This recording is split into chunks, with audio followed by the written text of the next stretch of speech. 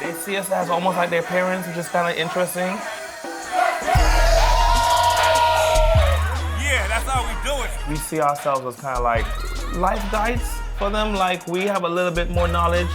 Please, everybody, just stay on point. We need everybody upstairs. 3 minutes. I understand where that energy comes from, where they look at us as parental figures, you know, because when we're in a venue or when it comes down to business, you know, and there's an issue going on, let's say we're at a venue and there's an issue going on, we don't have chairs.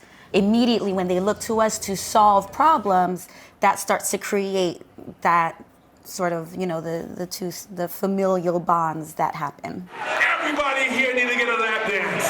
DJ Freedom, let's go. The idea from the Sweet Spot came because I put out this album in 2003, all love and erotic poems. And people was like, oh, you sold out, da, da, da, da, da. And I'm like, how did I sell out? Because I wrote poems about love. I love working with the Sweet Spot. They actually it's like a home away from home. And like a lot of people, they're not really built to be a part of this type of family, especially because we're always together. We always have to share a room. We always have to make space in the car. It's awesome. That's the best way I can describe the experience. We're very much we're friends outside of the show, so that's very helpful in terms of the energy on stage.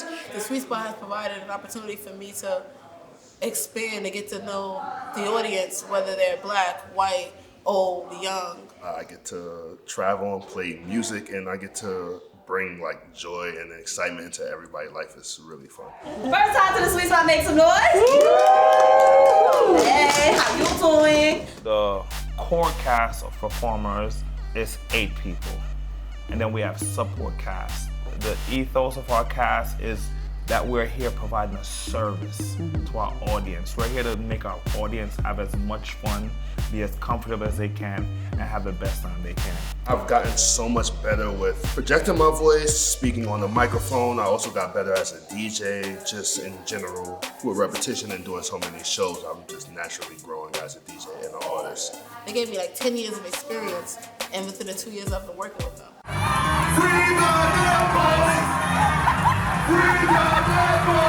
So part of it was also taking poetry outside of just a slam and the poetry community into the regular world.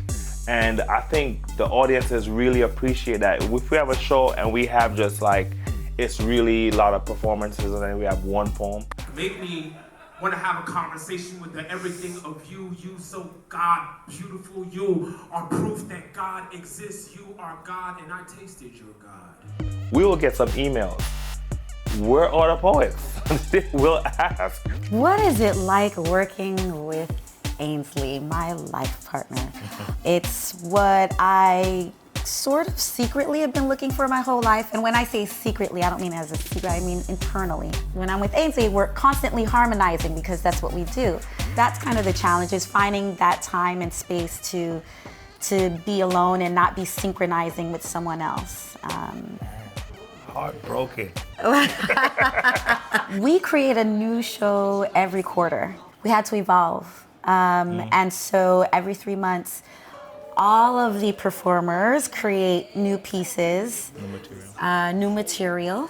So every quarter we're like, oh my God, how are we gonna do this show better than the last quarter? Yeah. Every time at the end of rehearsals for that quarter, at the end of those 5 rehearsals, I'm like, we did it again. It's just, I love it. That for me is very exciting. Sabrina already told you what's about to happen. Sex addiction is here. Ainsley and I see ourselves as sex positive individuals, and that's very important to us. We see it as sort of a conduit to having other successes and other happiness, other contentment in life. These are supposed to be the most liberated minds, the most open minds in, on the planet, the artists. I was like, you know what? I'll put an event that's gonna be all erotica. I'm gonna give it a name that's gonna really piss you off. So I made an event. The original name for the Sweet Spot before it became a Sweet Spot was called Freak Nasty.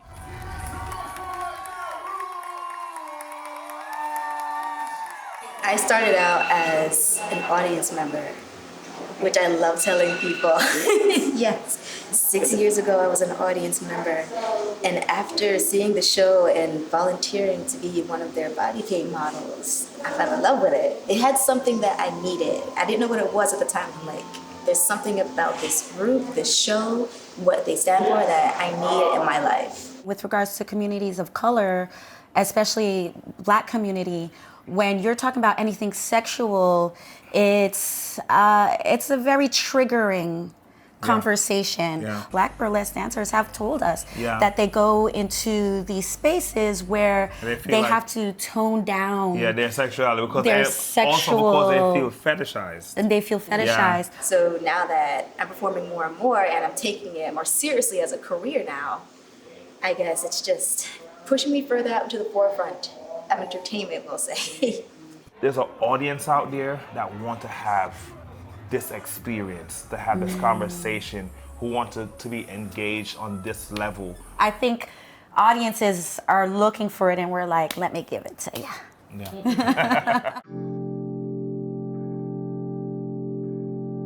About a month ago, one of our cast members passed away. And it was a big blow to the team. He died in his sleep.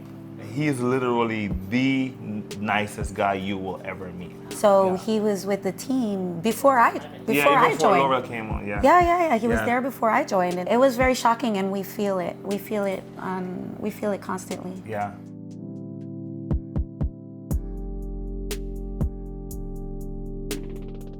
Along with the sweet spots, Ainsley and I are creators in general. I took my first art class, and I was like, okay, this is for rich people. So I just kind of like dropped the art, put it to the side, and I focused on writing. So that's why I got into poetry.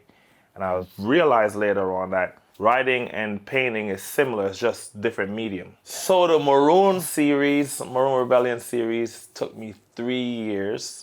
Every moment that I wasn't doing Sweet Spot, I was painting. I grew up in Kingston, but every year I went to the country, St. Mary in the mountains. You get your water from a spring, you farm your own food. So like those people are like regular salt of the earth people. The one thing they don't want you to do is take from them is their rights.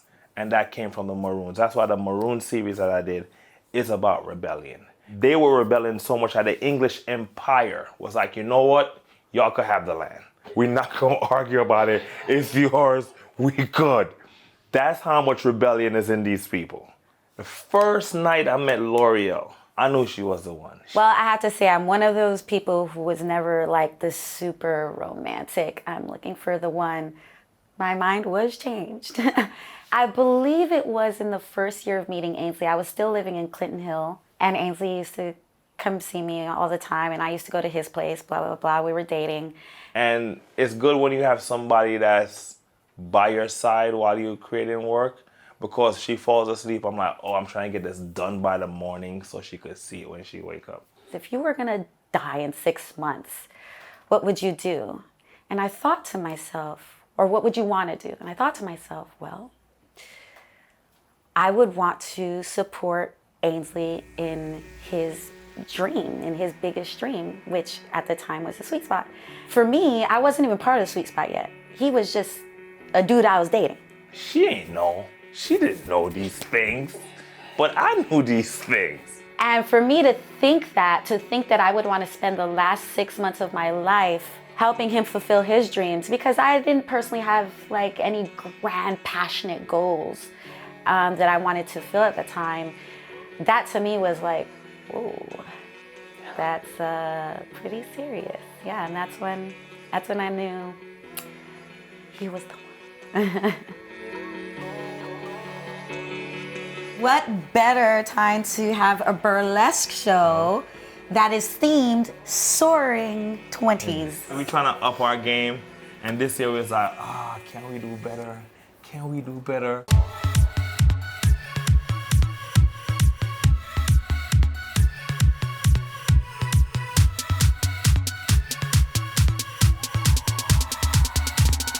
I want to make art to change people and change people's lives. So that's what I did.